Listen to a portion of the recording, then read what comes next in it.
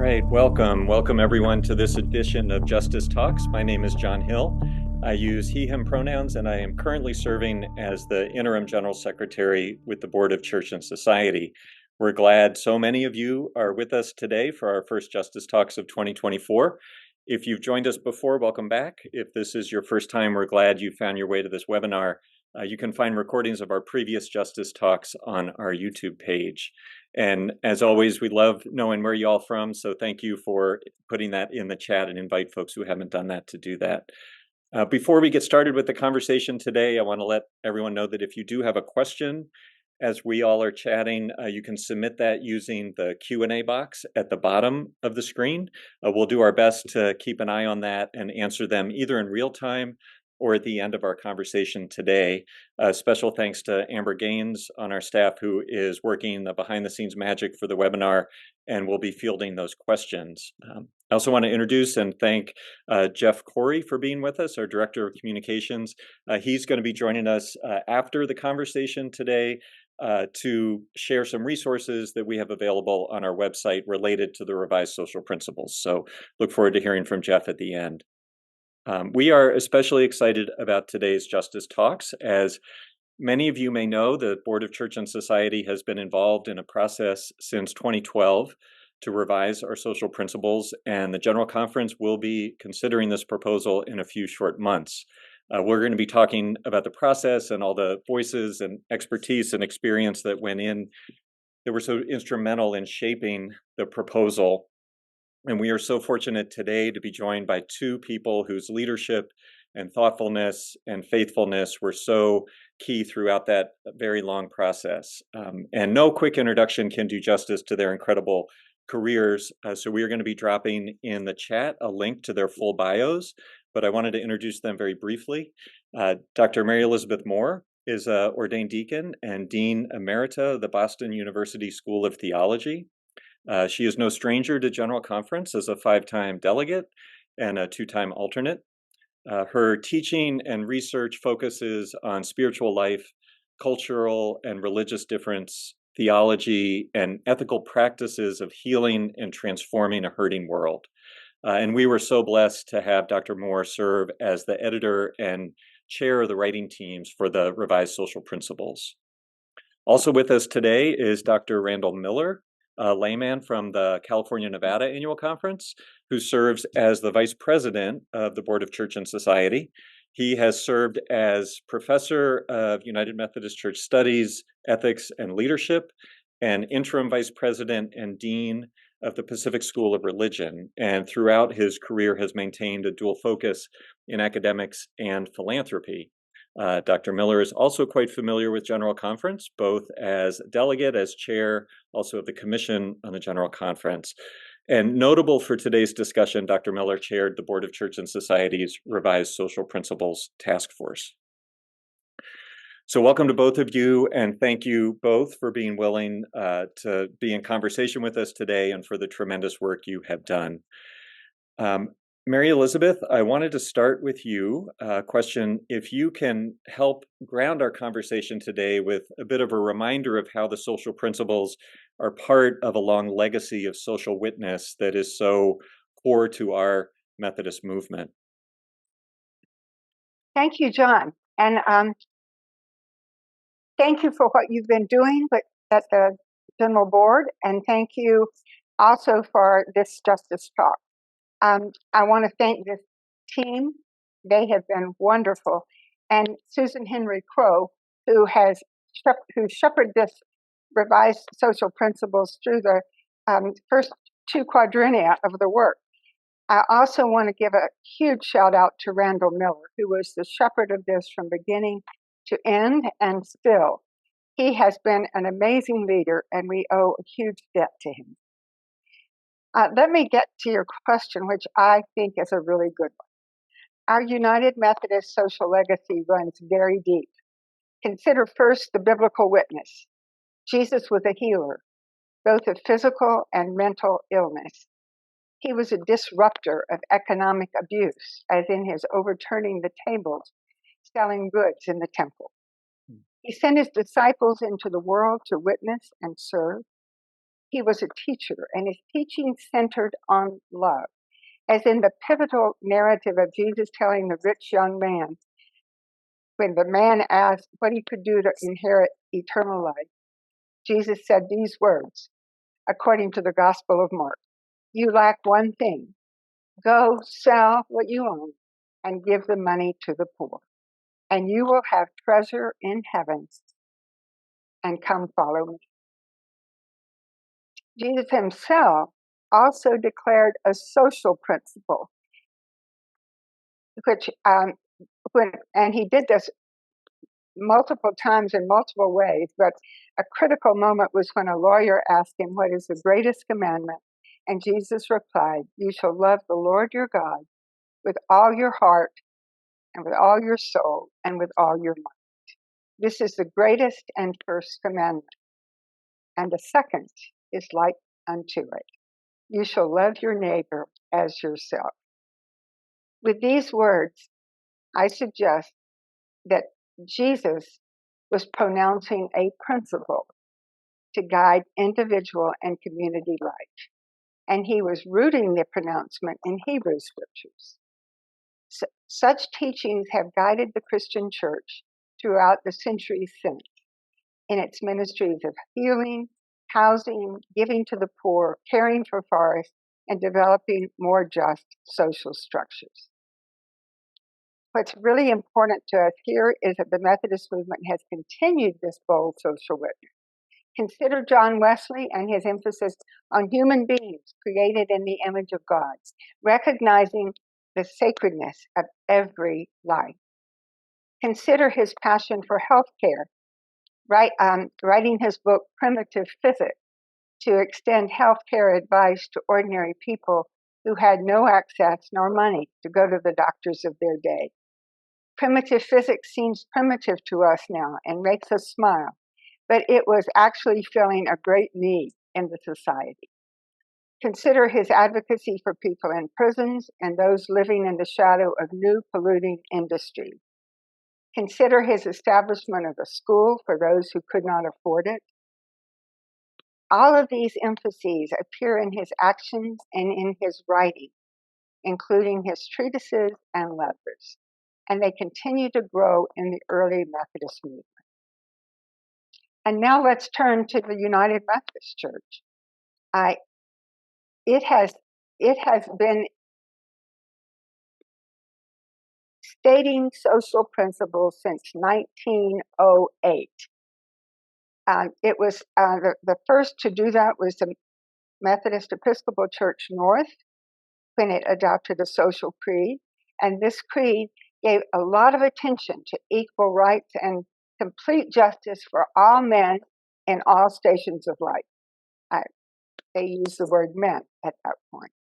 It was the first denomination to develop social principles, and it gave a lot of attention in the early years to workers and those people struggling with poverty.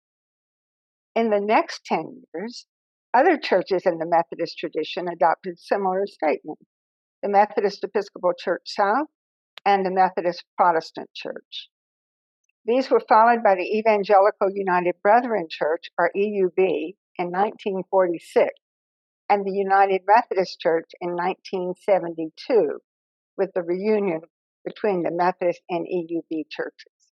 So the General Conference then revised those principles in 1976, and in every single General Conference since then. The General Conference of 2012 decided it was time to give some serious and long attention to the social principles, and it commissioned a new work on developing a revised social principles for the United Methodist Church.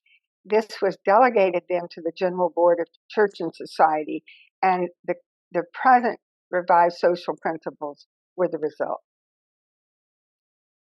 Now, I've given a really brief history, but it reveals the depth and power of the United Methodist Church's commitment to social responsibility as a centerpiece for Christian living, both individually and as a church body.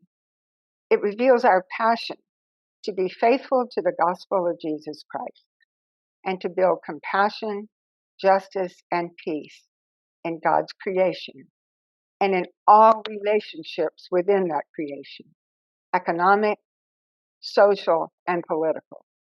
This is our challenge still today. Thanks. Thank you, Mary Elizabeth. I appreciate that very tight, succinct history that brings us really to this moment of we're about to have a general conference, and there is a new proposal to really revise in its entirety the social principles. And that, as you named, was the church and society had a particular responsibility for that. And within our board, we had a revised social principles task force that Randall was the chair of. And Randall, I know you have been shepherding this process a lot longer than you signed up for in this extended quadrennium. And I know there were many key staff and partners who've been involved in this since 2012. Can you tell us a bit about the process that developed this proposal that we've submitted to General Conference? Sure, yes. And I think all of us are involved in the never-ending quadrennium, which has prolonged our board service and maybe challenged our abilities to run the marathon on this effort with the church. I first wanted to say just hello to all the folks in the chat. I'm seeing lots of folks who I've known for a long time and lots of new folks as well. So welcome to the webinar, and thanks so much for tuning in. I also wanted to just say that this project, the revision process, would not have been possible without key staff. Mary Elizabeth Moore mentioned Dr. Susan Henry Crow, the former General Secretary, who was really the visionary around this project. We were also aided by Reverend Neil Christie, who led the consultation and feedback process, by Dr. Jessica Smith, and more recently by Jeff Corey, who's been designing all of the information, and also by our current fearless leader, John Hill. All of these staff and many more have contributed to this 8-year and now 12-year process of bringing this to the General Conference. I also wanted to just say a word about my colleague, Mary Elizabeth Moore. So we wanted to have the revision process of the social principles be a model for the church.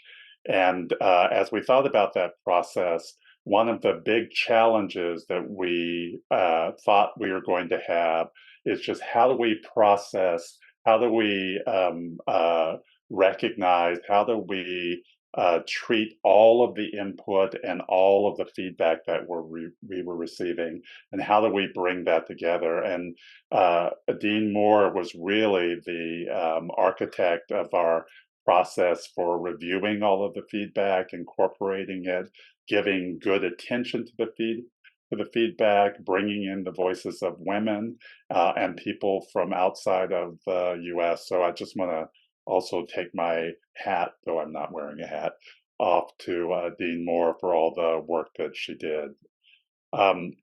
So as I said, when the General Conference in its wisdom handed us this mammoth task in 2012, for a little while, I think I was personally kind of stunned and wondered how we were going to go about it.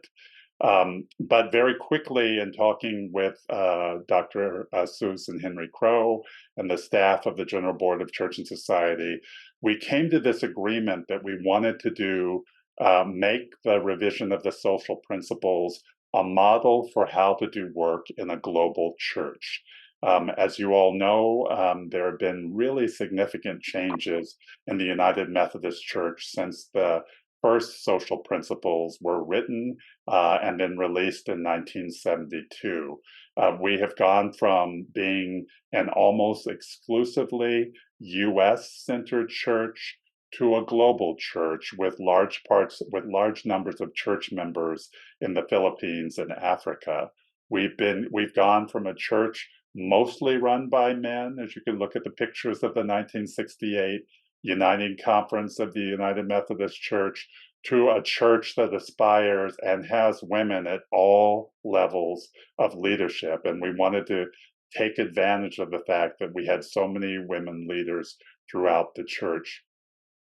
And we've gone, we think, from a process where a smaller group of people could work together, no matter how well together, 15 to 20 people in a room, to a process that needed to open up and allow many, many different voices in the church and many, many different perspectives to be involved.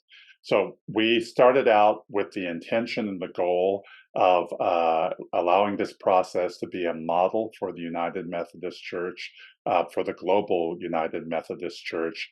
And we decided we would get as much input and as much feedback as we could all along what we had designed as an 8-year process. So in the first quadrennium of the social principle revision process, we did no writing at all. We brought together people from around the world and listening points and consultations to tell us about how they use the social principles, what they'd like to see in the revised social principles, and to give us guidance about how we can make the document truly globally relevant.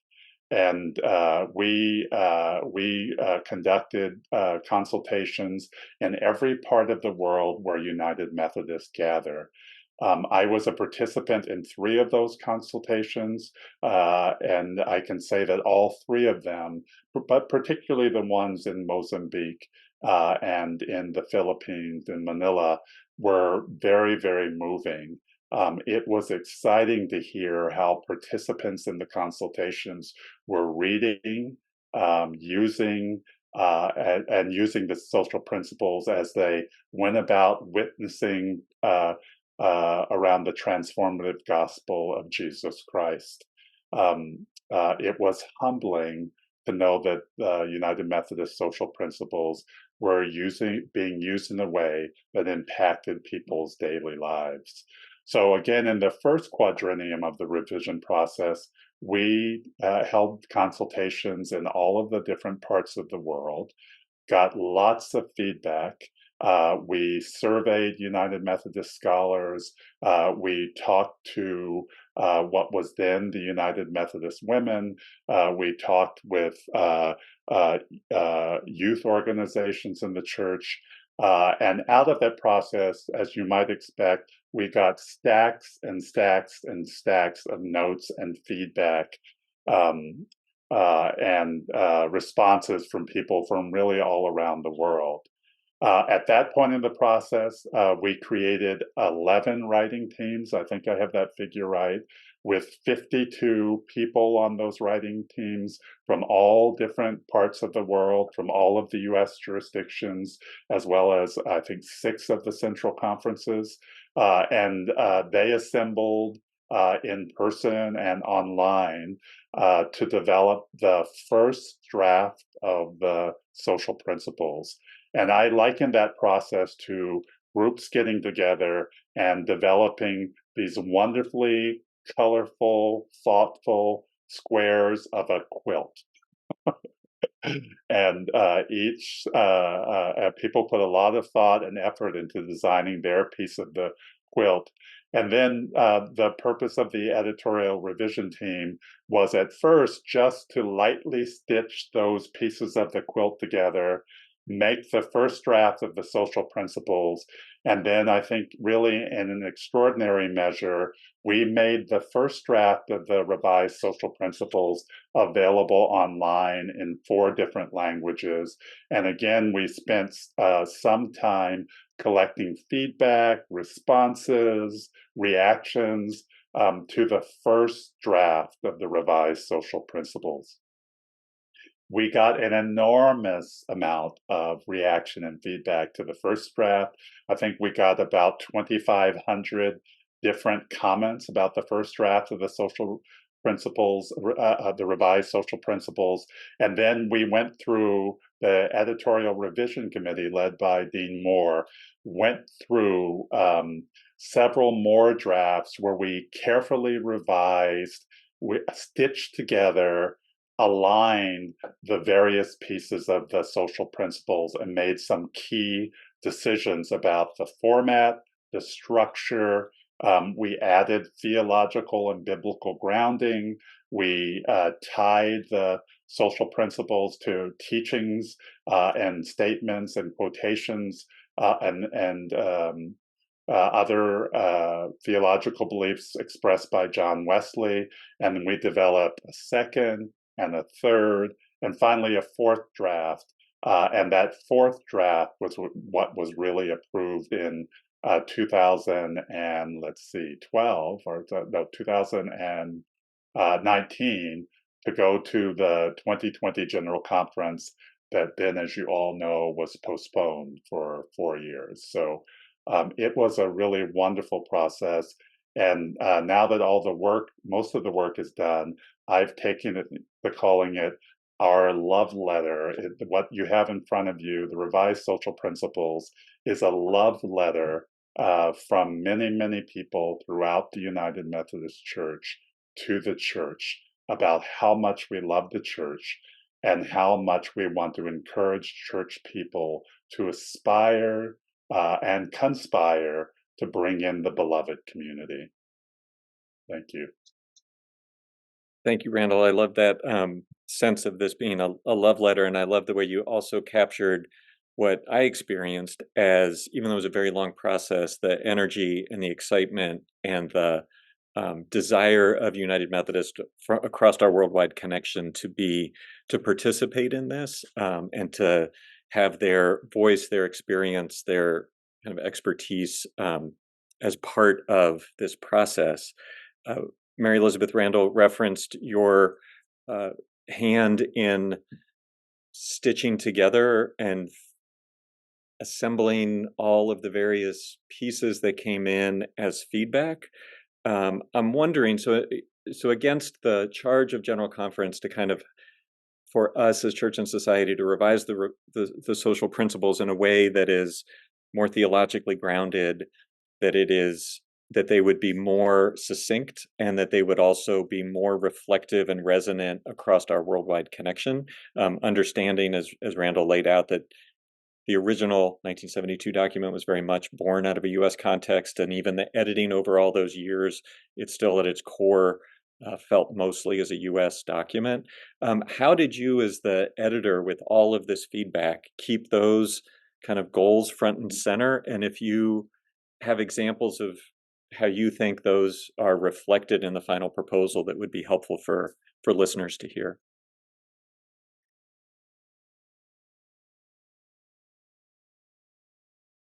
Thank you for that question. Can you hear me?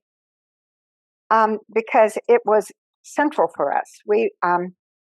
We studied those goals at the very beginning of the editorial process, and we affirmed them heartily. We also reaffirmed them at every one of our meetings, and they would come up in our discussions. So let me just speak to what you asked. Theologically, we found ourselves talking theology in every single meeting, and often taking time off to study a writing of John Wesley or a biblical text or a whole set of biblical texts from or a movement in the Bible, a theme that runs through different parts of the Bible and so forth. So we actually did a lot of theological study as part of the process. And that was rich because our teams were from around the world, which means that people brought different insights, not only from their region, but also from the churches in their own nearby communities. It also meant that we had to wrestle, and we did not want to proof text and just throw in a biblical text or a Wesleyan quote here and there. So every time we do include one of those, we have done a lot of study behind it, and we try to indicate that as we write. So this whole document is built on deep theological reflection, not only by the teams, but by the people who were responding to the document once we had a draft out. We had profound theological commentaries sent back to us, and that stirred our thinking all over again. And as you can imagine, They were different. They were not the same. They were often contradictory. So we had to discern where the Spirit was leading, and discern where the voices of the church were speaking in a whole and most representative way, recognizing and saying that there are a lot of different views on all of these subjects.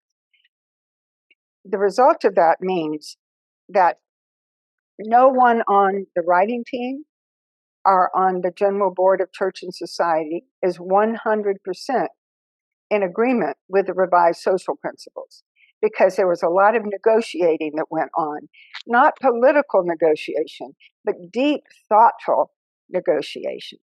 And much of that was theological.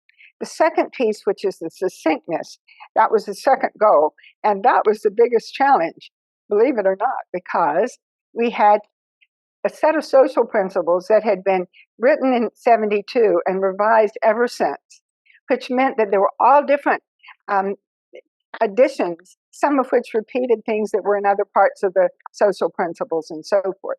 So being succinct was very challenging. And we had to, and then we had all this new input, and we wanted to include some of this new input, especially from central conferences and people who were less represented in the earlier social principles.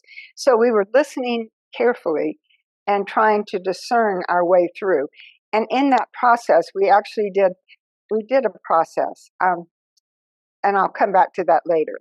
But the succinctness piece is one reason that every version we did got shorter than the one before, because it took us a long time to figure out how to eliminate repetitions without eliminating very important principles.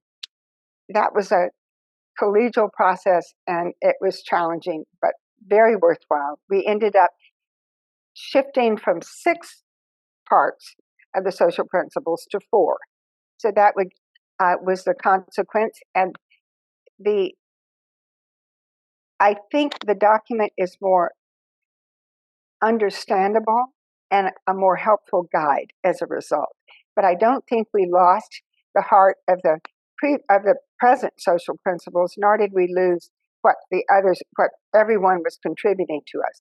So finally, the global representation. This was extremely important, and Randall has already spelled out a lot of what took place, which I will not repeat. But I will say this, that whenever we saw a missing body, for example, at one point, we had a lot of feedback from men in the central conferences and not much from women. So we went to women's groups in various central conferences to get more feedback from them, which was incredibly important. Among other things, it raised the question related to human trafficking, that in many parts of the world, including, I would say, the US, but in many parts of the world, human trafficking involves boys and men as well as girls and women. So the women were the ones who raised that, and we added that as a feature of the new social principles. We also did a meticulous review of every single comment that came in. Jessica Smith and I did a qualitative analysis of those so that we didn't lose anything, so that we saw the major themes, the major voices coming from the church, but we also saw the unique contributions and the difference of points of view. And we wrestled with every one of those as we wrote, rewrote, and rewrote again the wording of the social principles, wanting it to be truly a global document. And as Randall has already said, a model for how the church might do its business going forward. This was the greatest privilege, one of the greatest privileges of my life, working on these revised social principles. And I think they are a true gift to the church. So Randall, I wanted to turn to you and then invite both of you into this conversation. And I feel like Mary Elizabeth began a bit of this. We talked about the drafts that were published and then the feedback and the way that Mary Elizabeth, the editorial team, helped integrate those comments and reflections into the final document. I'm wondering if you all have a sense, as we're leading into General Conference in particular, how this proposal, it's now been sitting out there since 2019 when the Board of Church and Society adopted it and submitted it to the originally scheduled 2020 General Conference. What has been the reception from United Methodist that you've been engaged with this proposal? Yeah, I think so. We are now a diverse global church, so I will not speak for all United Methodists everywhere, but I think we've gotten a good reception and a good hearing for the revised social principles, and a large part of it is the process that we engaged in. It is remarkable to me that I've gone to several United Methodist gatherings, big and small, and at each one of those I've met somebody who was involved in some way in the social principles. And because the teams were so diverse and so spread out, there are people that I really didn't know, had not met, but said, "Oh yes, I was at again then a United Methodist Women's Gathering, and I took part in a conversation about the social principles at that gathering and gave feedback." So that is just remarkable to me that people were engaged so much. I think I feel very hopeful about the passage of the social principles. It's not, as Mary Elizabeth said, that they are not without. There are not questions and challenges and things that we might disagree about in the document. But overall, I think it really reflects the feedback that we received and tries to faithfully respond to where the United Methodist Church is now. And I just had occasion over the last Sunday to reread the preamble to the proposed preamble to the revised social principles, and to see what it says about sort of disagreements and how we handle disagreements and stay as a church. That was written before we entered deep into this season of disaffiliation in the church. And so a friend of mine said a couple of months ago that really what the revised social principles might offer is a renewed vision of the United Methodist Church as we move past disaffiliation into what God is calling us to be in the next phase of our life together. And I think that's why it's getting a good reception. I know that people are gearing up to discuss it at General Conference, but it's gotten a great reception. I'm particularly proud that folks in Africa and the Philippines and Europe have felt like they were included in the process. So all of that is a good start as we go into General Conference. And I'm really hopeful that the General Conference will see this as the gift that it is, make the kind of tweaks if necessary, and then pass on this love letter to the church to every United Methodist.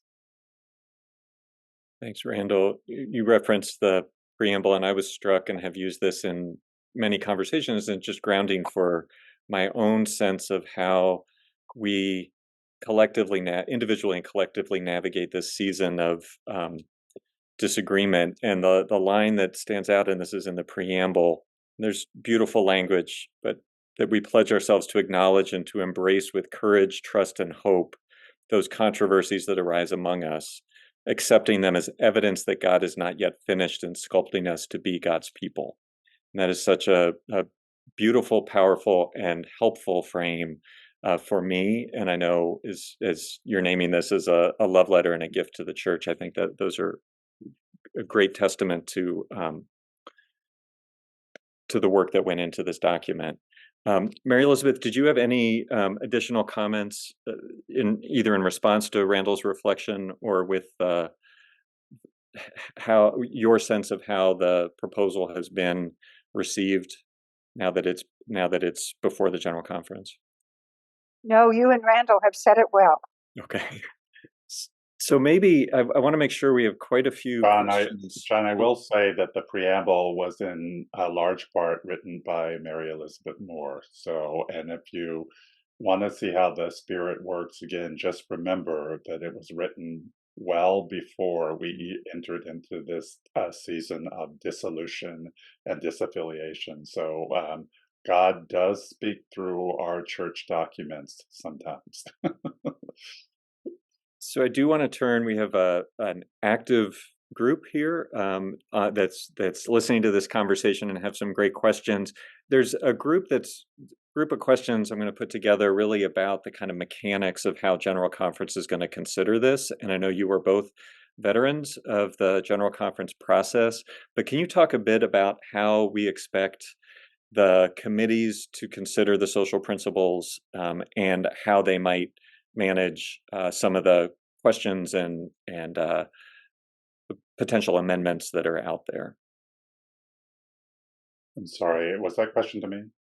To either of you, I'll maybe start with Randall and then turn to Mary Elizabeth. I started to read the interesting comments in the chat that I got lost in them. I'll start, and then Mary Elizabeth, please add too. So, as always, the hardest thing at General Conference is finding the time and energy to get through the massive pieces of legislation and the volume of legislation that comes to every committee. My understanding is that the revised social principles is principally in the 3 church and society committees, and we are urging folks to think about thoughtfully about the legislative process. We know that there are all sorts of great tweaks that people want to make to the legislative committee. Everywhere I go, people say, "Did you think of this?" Or "Do you want to? We should add this." And some of them, not all of them, have been really great ideas. The challenge is if we were to respond to the 2,000 or more tweaks that people have made us aware of, it would these pieces of the revised social principles would never make it out of the legislative committee. So, as much as we can, we're actually urging the delegates in the 3 church and society committees to really think about over the long term that these documents can and will be revised over the long term, but to think about trying to get them out of the committee as smoothly as we can and as intact as we can. It's not a statement about the how wonderfully perfect the revised social principles are. They are a human and therefore imperfect document. But we have a lot of time in the church to, we have every 4 years, at least theoretically, to revise and add to and improve. And the great thing about the social principles is they're not meant to be a document that stays the same for all time. They're supposed to be responsive to the changes in our understanding of theology, the Bible, and the changes that are taking place in society, and not just US society, but around the world. So they are made to be continually revised and updated. Um, and for the 2024 General Conference, that long-awaited event, we're suggesting that we try and pass as much of it intact as we can so that we can bring it to the plenary floor and delegates can have as much, can consider the revised social principles as a whole and approve it, God willing, and the creek don't rise. Yes to what Randall said, and I'll add one other reason for the urgency of passing it as much intact as possible, and that is that the challenge of social principles is that we live them. And by passing them, we are able to begin living them and changing them as we need to over time. That is because it's a living document. And it is also not a list of laws that are being enforced by the church. These are guiding principles.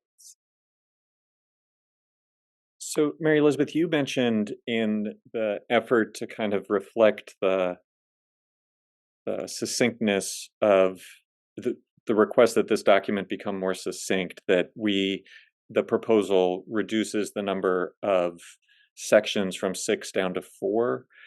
We had a question about if you could elaborate on what is significantly different, and were there sections that were deleted, merged? Can you share some of that process?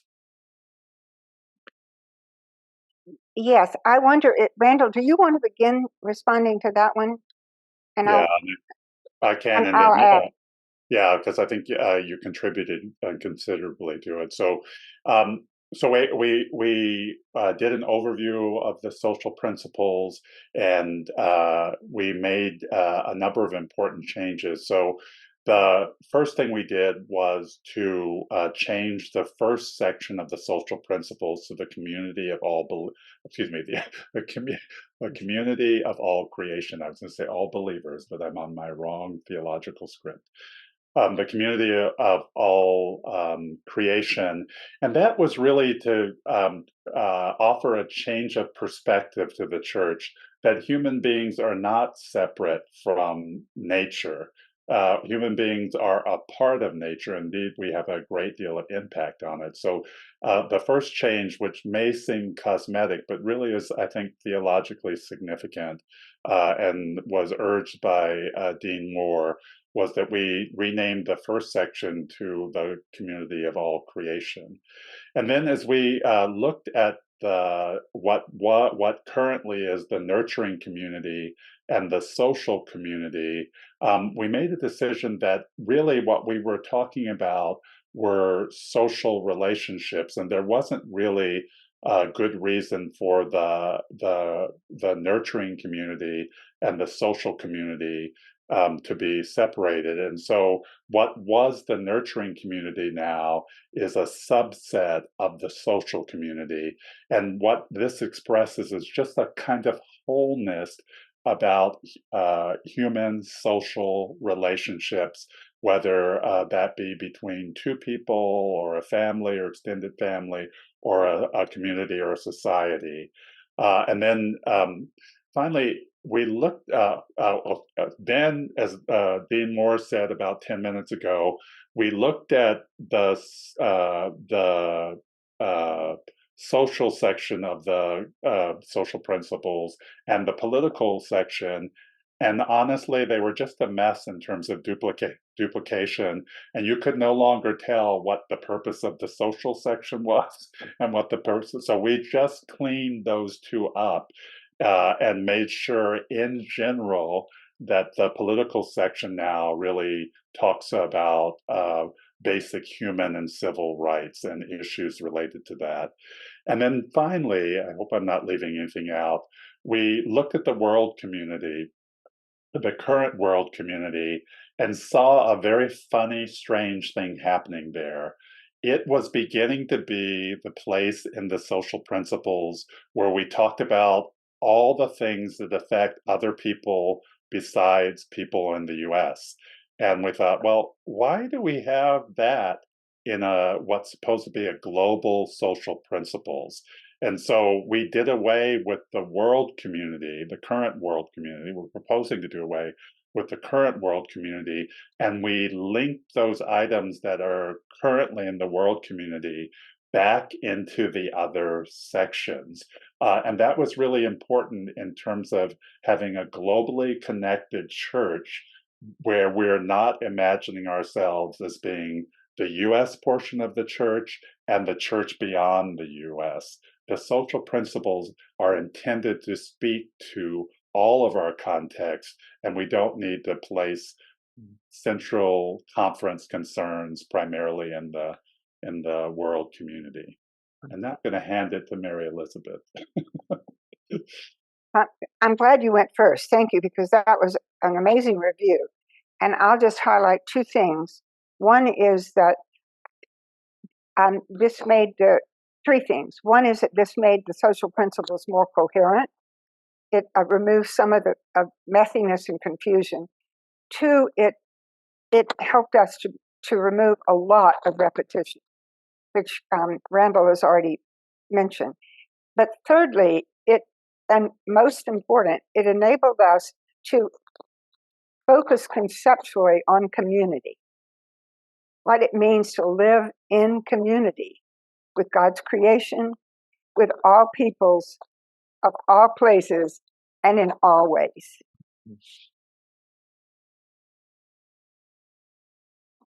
So I'm looking through the other questions here. I'm trying to find if there are some common themes. We have quite a few. One question, since you all both are and have been connected to seminaries, one question came in, and this comes up often, just in our general work with the social principles, is the kind of gap between the understanding by some of social principles and whether those are actually preached in churches, studied in Sunday school classes, and just wondering, in your experience, how embraced the social principles have been by Methodist schools and seminaries, and do you have ideas on how we might broaden their reach into the church?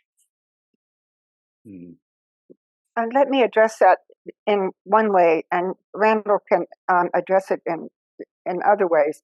First of all, the Board of Church and Society does a brilliant job of relating to annual conferences and congregations in terms of spreading the social principles, providing materials that guide studies and provide background and so forth.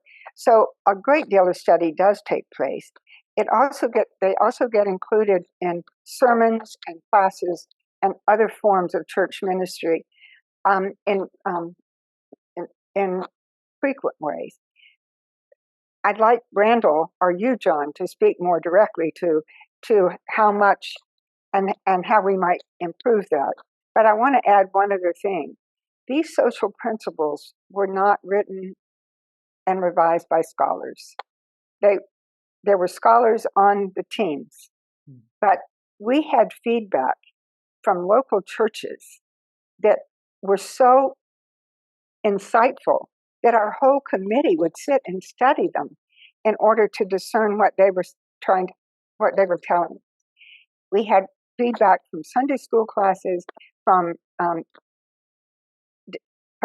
denominational leaders, conference leaders, and individuals who just were responding to the call of the church to respond. And in that way, the Board of Church and Society and the social principles team did a really good job, I think, of reaching out and not only informing, but inviting feedback from the whole church. Mm-hmm. And I think that is a perfect setup for the next stages. If these pass, then we have a lot of fun ahead and challenge in studying these deeply in our churches. Yeah, and I'll just add to that, I was going to make the same point that these were not written by scholars. We had a lot of input from United Methodist scholars and others, but not written by theologians and scholars. And I will just say, so as a trained ethicist, it has been a life stream to be involved with many people around the world talking about things that matter. It was just a wonderful, wonderful experience. And particularly in the first 4 years where we did so many consultations around the world, what I learned primarily from folks outside of the United States is that the social principles only have meaning as long as they are attached to the teaching function of the church. So we can have a well-written document, but unless lay people and clergy are willing to come up with creative ways to teach and discuss the social principles with others, they won't go far. And I was just flabbergasted and really appreciative of the creative ways outside of the US that people were using the social principles in small study groups in Mindanao, which is the second largest island in the Philippines. I think outside of Manila, there's a radio show that focuses solely on the social principles. And so it just really became clear to me that whatever we think the teaching function of the church, and the teaching function of the church is not just for clergy or theologians or scholars. The teaching function of the church is also about lay people picking up the social principles, organizing a Sunday school class or an evening study group, or to make them real and have an impact. So I came away really, really encouraged to bring back to the US ideas that I saw in the Central Conference for making the social principles have a strong impact. And I just encourage everyone out there to form a study group, do Sunday school. I last Sunday I preached on the social principles.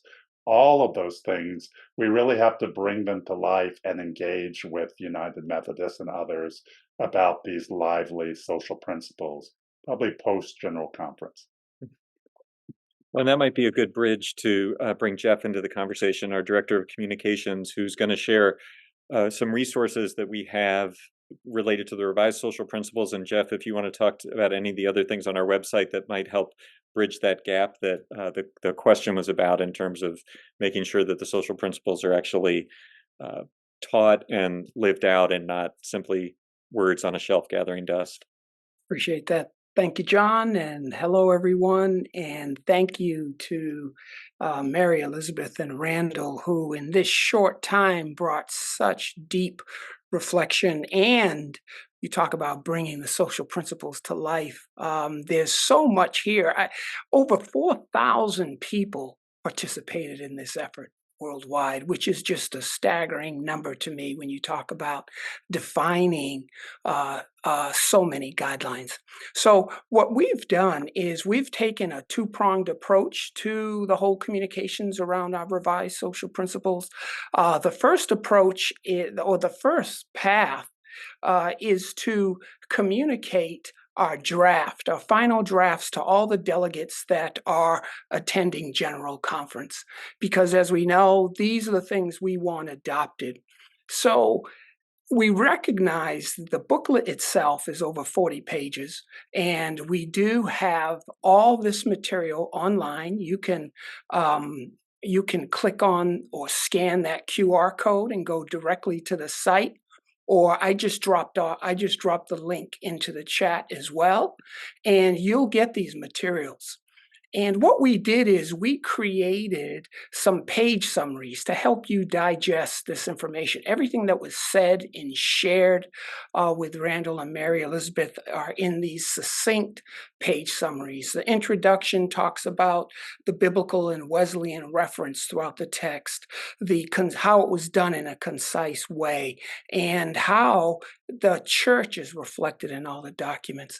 The backgrounder gets into the history, everything you need to know about how they were developed, why they were developed, what was the really depth and breadth of the history behind the social principles.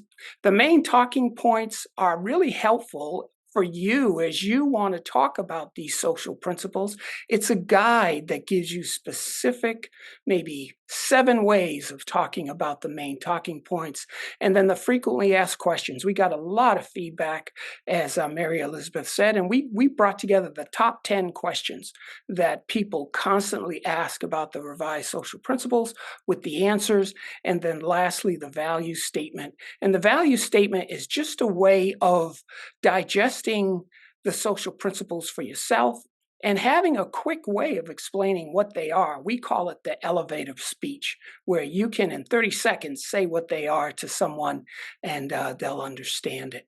The booklet itself is along with the page summaries, the booklet itself is on the website, and it's in 9 languages, and it's a digital piece. So as you open it, just scroll down and keep on scrolling down the pages, and you will see all the content as it relates to the social principles. At General Conference, we will have printed hard copies that are primarily for the delegates, which will be translated in the General Conference official languages, which are English, Portuguese, French, and Swahili. So our first approach is to create a document or create all these communications, and there's a whole bunch of communications mechanisms in support of these final drafts. before they're passed and before they get to General Conference. Once they are adopted, we have a host of communications activity that will be building and supporting the final document, if you will, and that will be videos, mission and ministry cards, online PDFs, printed brochures. We'll have a whole bunch of support materials as it relates to the final document. So we've gotten a lot of great responses. People are using the materials for all kinds of activity within the church and outside the church, and it's a really exciting process to see. John? Thanks, Jeff. And I would invite everyone to go online and see the resources. There were a couple of questions, just to be clear that when we submitted the proposal to the originally scheduled General Conference, that in 2020, that is the proposal that is before the rescheduled 24 General Conference. So the years get a little confusing. It is the same product, the proposal. And as Church and Society, we submitted that in two ways. You can see the entirety of it as one document in the ADCA Volume 2, Section 1. Included in that section is also an overview of this process, including members of the editorial team. And so I think that's a really helpful kind of, if folks are more apt to read something than just listen to something, you can read that document to understand more about the process. We are coming up on time, but I do want to give Mary Elizabeth and Randall sort of one last opportunity to share maybe a word of hope, either out of your experience of this process or hope that you're feeling in this moment as General Conference is poised to consider the revised social principles. My hope comes from this group. The comments you've written in the chat, the questions are very important ones. And this is exactly what we need to be doing. We need to be having serious conversation, and this is an ongoing work. So I appreciate the seriousness of this group and the deep engagement with the revised social principles. Thank you so much, and we have a big job in front of us. Agreed. I was looking at the questions. I wish we had time to go through and answer all of them because they're really thoughtful and thought-provoking. I think, as I said, these social principles are really, for me, a love letter to the church, and they are also an imperfect human document. Because we are engaged in a faith that believes that in our imperfection we are valuable to God and design beautiful quilts out of our imperfections, I'm still just amazed by the process whereby we came up. I'm grateful for the 8 years of working with staff and with people around the world to design this. So I'm really hopeful. It's given me a new vision of church that has carried me through this really difficult moment in the United Methodist Church. We can come together. We can agree. We can uplift concerns that are really important to us. And we can be faithful Christians together and do social justice. So for all of that, I'm just extremely grateful and hopeful. Thank you, Randall. We're going to leave that as the final word. I want to give a deep appreciation, great thank you to both Dr. Moore and Dr. Miller for this thoughtful conversation, and for Jeff for all of the work you're doing in interpreting this and communicating it to the wider audience. A link to this recording is going to be sent in a follow-up email.